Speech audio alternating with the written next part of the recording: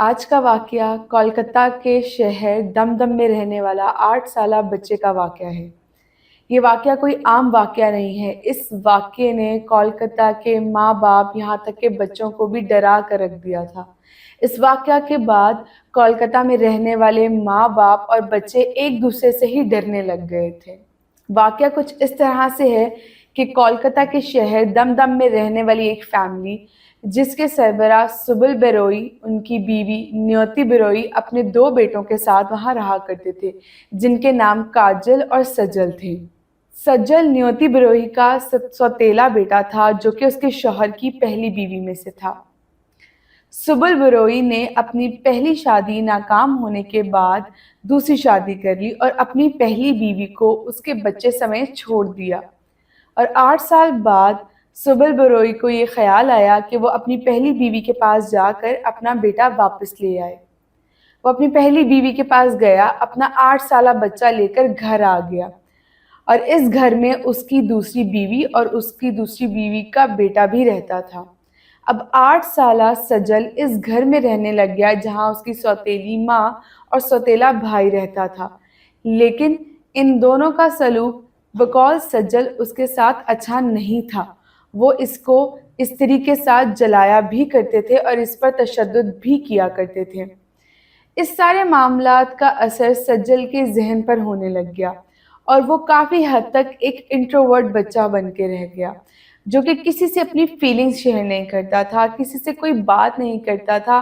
क्योंकि उसको 8 साल की उम्र में ही उसकी माँ से अलग कर दिया गया था और ये सदमा उसके दिमाग में घर कर गया था और उसे डिप्रेशन का मरीज़ बनाता जा रहा था। लेकिन इसकी खबर उसके बाप को हरगिज़ नहीं थी।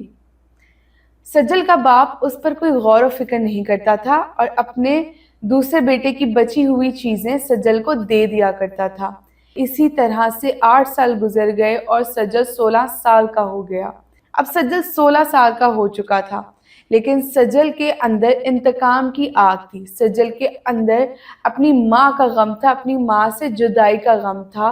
और अपनी माँ के साथ होने वाली ज़्यादतियों का गम था। क्योंकि जब वो अपनी दूसरी माँ की तरफ देखता था तो उसे अपनी माँ का एहसास होता था कि उसकी माँ को उसके बाप ने कभी ऐसा मकाम नहीं दिया और उस पर ये कि उसे अपनी माँ से भी अलग कर दिया। सज्जल कॉलेज जाता था, उसके 5 वो ऐसे दोस्त थे जो हमेशा उसके साथ रहते थे और वो उनके साथ अपनी हर फीलिंग्स शेयर कर लेता था और उसके दोस्तों को उसके घरेलू पर्सनल मामलात का भी अंदाज़ा होता था और सज्जल पर होने वाली ज़्यादतियों का भी, जिसका नतीजा ये निकला कि उसके दोस्तों ने उसे पॉजिटिविटी की तरफ लाने के बजाय नेगेटिविटी की तरफ ले आए, क्योंकि सज्जल खुद भी अपने घर वालों से बदला लेना चाहता था, उनसे नफरत करता था। ऊपर से उसके दोस्तों ने भी उसको इस चीज़ पे शय दे दी। फिर उसने इंतकाम लेने का सोचा और सोचा कि अब वो अपने दोस्तों के साथ मिलकर यहाँ पे कोई ऐसी साजिश करके जो कि इंतहाई खौफनाक होगी, वो इन सबको मार डालेगा। सज्जन ने अपने 5 दोस्तों के साथ मिलकर एक खौफनाक प्लान बनाया, जिसमें उसने ये प्लान बनाया कि वो अपने सौतेले भाई, सौतेली माँ और यहाँ तक कि अपने सगे बाप का भी कत्ल करके अपनी माँ का बदला पूरा कर लेगा। इस प्लान को सरअंजाम देने के लिए उन्हें कुछ चीज़ें चाहिए थी, जिसके लिए वो बाजार गए। उन्होंने ग्लव्स, चाकू और इस तरह के छोटे छोटे औजार खरीदे और तैयारी करना शुरू कर दी। आखिरकार उन्होंने एक दिन डिसाइड किया जिस पर वो ये खौफनाक हादसा सरअंजाम देने जा रहे थे। आखिरकार वो दिन आ गया और सज्जल के 5 दोस्त अपना प्लान सरअंजाम देने के लिए सज्जल के घर पहुंच गए। शाम 7 बजे का टाइम था और ये डेली की रूटीन थी कि सज्जल की सौतेली माँ इस वक्त बैठकर टीवी देखा करती थी और इसका सौतेला भाई भी अपनी माँ के साथ बैठ के टीवी देखा करता था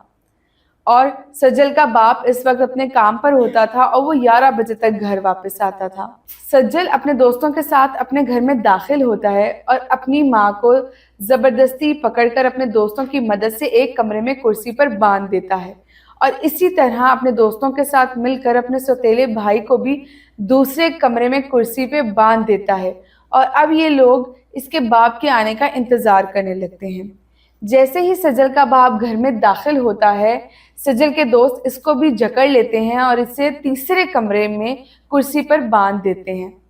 اب انہوں نے ان تینوں کو باری باری قتل کرنا تھا۔ سب سے پہلے سجل اپنی سوتیلی ماں کے کمرے میں آتا ہے، اس کا گلا دباتا ہے اور گلا دبا کر اسے مار دیتا ہے، اس کا قتل کر دیتا ہے بے دردی کے ساتھ۔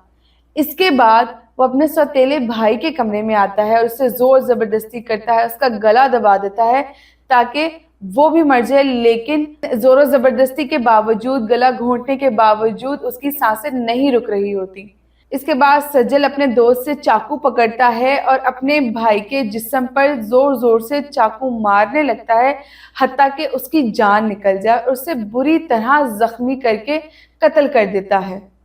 اس کے بعد سجل اپنے دوستوں کے ساتھ اپنے باپ کے کمرے میں جاتا ہے اور اسی طرح چاقو مار مار کے اپنا سارا غصہ اپنے باپ پہ نکال دیتا ہے اور اپنے باپ کو بھی خوفناک اور دردناک طریقے سے قتل کر دیتا ہے۔ بڑی ہی چالاکی سے انہوں نے کچن میں پڑے ہوئے سرسوں کے تیل سے ان چاقو، چھریوں اور اوزاروں کو صاف کر دیا تاکہ کوئی نشان اور ثبوت ہی نہ ملے۔ اس کے بعد انہیں بھوک لگنا شروع ہو گئی کیونکہ وہ لوگ صبح سے رات تک اسی کام میں مصروف تھے۔ انہوں نے فریج کھول کے دیکھا، فریج میں انہیں کولکتہ کی مشہور ترین مٹھائی نظر آئی جو کہ انہوں نے کھانا شروع کر دی، اور کھانے کے بعد انہوں نے چند پیسے ٹیبل پہ رکھ دیے۔ بکاز سجل نے کہا کہ اس نے ایسا اس لیے کیا کیونکہ اس نے ایک ہالی ووڈ مووی دیکھی ہوئی تھی جس کا اس پر بہت گہرا اثر تھا، جس میں دو شغل کے لیے قتل کر دیتے ہیں اور اس کے بعد اس گھر سے جو سامان اٹھاتے ہیں، جو کھاتے پیتے ہیں، اس کھانے پینے کے پیسے وہ ٹپ کے طور پہ رکھ کر جاتے ہیں۔ اس کے بعد ان کا ایک پلان کا پارٹ یہ بھی تھا کہ وہ بڑی چالاکی سے سجل کو بھی کرسی پر رسیوں سے باندھیں، سجل کو مارے اور اس کو بندھا ہوا چھوڑ دیں تاکہ جب پولیس آئے یا کوئی آ کر گھر میں تفتیش کرنا شروع کرے تو انہیں یہ چوری کا معاملہ ہی لگے اور لگے کہ وہ سجل اس میں انوالو نہیں ہے، مطلب کسی کا بھی شک سجل پر نہ جائے۔ اسی طرح سے انہوں نے اپنا پلان سر انجام دیا، سجل کو باندھا گیا، سجل کو مارا پیٹا گیا اور بندھا ہوا چھوڑ دیا گیا۔ تمام دوست اتنی دیر میں سارا سامان، زیورات، پیسے سب اکٹھا کر کے تمام دوست اپنے اپنے گھروں کو نکل گئے اور صبح میں انہوں نے اپنے کالج جانا تھا۔ باقی پانچوں دوست کالج چلے گئے اور صبح 11 بجے تک سجل اسی کرسی پہ بیٹھا رسیوں سے بندھا رہا اور بالآخر سجل نے چیخو پکار شروع کر دی۔ چیخو پکار کے نتیجے میں محلے داروں نے آ کر جب گھر میں دیکھا تو منظر قیامت خیز منظر تھا کہ اتنے برے طریقے سے، اتنے حیوانی طریقے سے ایک انسانوں کا قتل کر کے انہیں کاٹ کے، مار کے، پھینک کے قتل کر دیا گیا تھا۔ یہ دیکھ کے وہ حیران رہ گئے تھے اور جب انہوں نے سجل کو دیکھا تو انہوں نے سجل کو کھولا اور جب پولیس وہاں پر پہنچی تو پولیس دیکھ کے یہ چیز حیران تھی کہ باقی تینوں کی لاشوں کے ساتھ حیوانی طریقے کا رویہ رکھا گیا تھا اور سجل کو معمولی سی مار پیٹ کے بعد چھوڑ دیا گیا تھا۔ پولیس کا مکمل شک سجل پر ہی جا رہا تھا اور آہستہ آہستہ جب الجھنیں کھلتی گئیں، چیزیں دکھتی گئی سامنے، تو سجل کو انہوں نے اپنی کسٹڈی میں لے لیا اور تفتیش کرنا شروع کر دی۔ سجل کو جب پولیس تھانے لے کے جایا گیا اور اسے تفتیش کرنا شروع کی تو سارے کے سارے اشارے سجل کی طرف ہی پوائنٹ آؤٹ ہو رہے تھے، اور پھر یہ ہوا کہ پولیس نے جب روایتی طریقے سے تشدد کر کے، پریشر ڈال کے بات نکلوانا چاہی تو سجل نے اپنا گناہ قبول کر لیا۔ اس دوران یہ بات یاد رہے کہ یہ تمام معاملہ، یہ پلان، یہ سب کچھ ایک 16 سالہ بچے نے سر انجام دیا جس کے دل و دماغ میں اپنے بچپن سے ہی نفرت پل رہی تھی اور وہ اس خطرناک انجام تک آ گئی۔ اس نے سب قبول کیا، اس نے بتایا کہ میری ماں کے ساتھ زیادتی ہوئی تھی، میں نے وہ بدلہ لیا، میرے ساتھ زیادتی ہوئی تھی، میں نے وہ بدلہ لیا، مجھے ان سے نفرت تھی اور میں نے اپنے دوستوں سے مشورہ کیا اور میرے دوستوں نے مجھے یہ مشورہ دیا اور پھر میرے دماغ میں پلان آیا اور میں نے یہ سر انجام دے دیا اور میں اپنا مستقبل آگے بہتر گزارنا چاہتا تھا اس جائیداد، ان زیورات کے ساتھ۔ جب ان کے دوستوں کو بلایا گیا، ان سے تفتیش کی گئی تو انہوں نے کہا کہ ہمیں لگا کہ ایسا کرنے سے سجل کی آگے آنے والی زندگی کو بہتر بنایا جا سکتا ہے۔ لیکن ایسا ہرگز نہیں تھا۔ جس وقت یہ واقعہ پیش آیا وہ سال 1993 کا تھا اور اس سال سجل کی عمر 16 سال تھی، اور اکارڈنگ ٹو جویلین لا 16 سال یا 16 سال سے کے کم عمر بچے 1993 میں نابالغ ہی کہلاتے تھے، اور اگر وہ نابالغ ہیں اور انہوں نے کوئی جرم قرار دے دیا ہے تو انہیں اسی طور پہ ٹریٹ کیا جائے گا، اور جو 16 سال سے اوپر ہیں انہیں پھر ایڈلٹ کی طرح ٹریٹ کیا جائے گا۔ تو جب جانا گیا، تفتیش کی گئی تو سجل کی عمر 16 سال 11 مہینے نکلی، مطلب وہ 17 سال کے قریب تھا، اسی لیے اسے ایڈلٹ سزا کے طور پہ ایڈلٹ کی سزا ہی سنائی جانی تھی۔ سجل کو عمر قید دے دی گئی اور کولکتہ کے جیل دمدم میں اس کو قید کر دیا گیا۔ 1993 سے لے کے 2000 تک سجل کولکتہ کے جیل میں تھا، اور 2001 میں اچانک سجل کی طبیعت خراب ہوتی ہے اور وہ وہاں کے جیلرز کو کہتا ہے کہ میری کڈنی میں پین ہے اور مجھے ڈاکٹر کو کنسلٹ کرنا ہے۔ جب 2001 میں سجل کو ہاسپٹل لے کے جایا جاتا ہے تو وہ وہاں کے جیلر کے ساتھ بیٹھ کے شراب پیتا ہے۔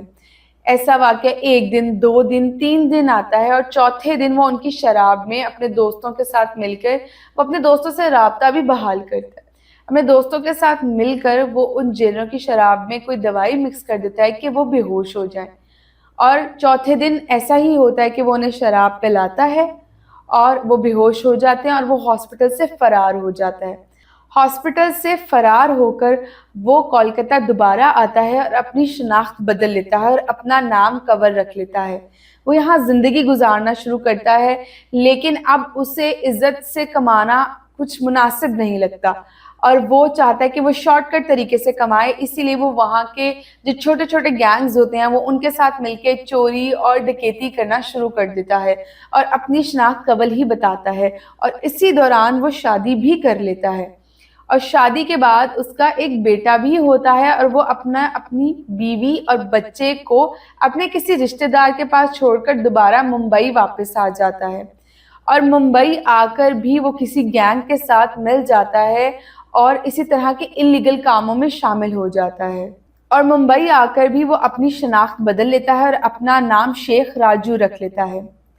اور پھر 2003 میں وہ اسی چوری کے کسی سلسلے میں پکڑا جاتا ہے۔ اسے ممبئی پولیس پکڑ لیتی ہے اور اس کو پھر سے 10 سال کی سزا سنا دی جاتی ہے۔ اسی دوران میں ایک آفیسر وہاں پر شفٹ ہو کر آتا ہے کولکتہ سے۔ جب وہ آفیسر کولکتہ سے شفٹ ہو کر ممبئی کی جیل میں آتا ہے تو وہ وہاں آ کر وہاں کے قیدیوں سے بات چیت کرتا ہے، تو جب وہ راجو شیخ کی طرف دیکھتا ہے تو اسے کچھ یاد آتا ہے۔ وہ اس کا نام پوچھ کر حیران ہو جاتا ہے کیونکہ اسے سجل بروئی یاد آ رہا ہوتا ہے، کیونکہ اسے وہ واقعہ یاد ہوتا ہے، لیکن پھر بھی وہ کنفیوز ہوتا ہے۔ وہ اپنے کولیگز کے پاس جاتا ہے، راجو شیخ کی فائلز نکلواتا ہے، اس کی ڈیٹیلز نکلواتا ہے، پھر وہ اپنے ان کولیگ سے بات کرتا ہے جو کولکتہ میں ہوتے تھے، جن کے ہاتھوں سے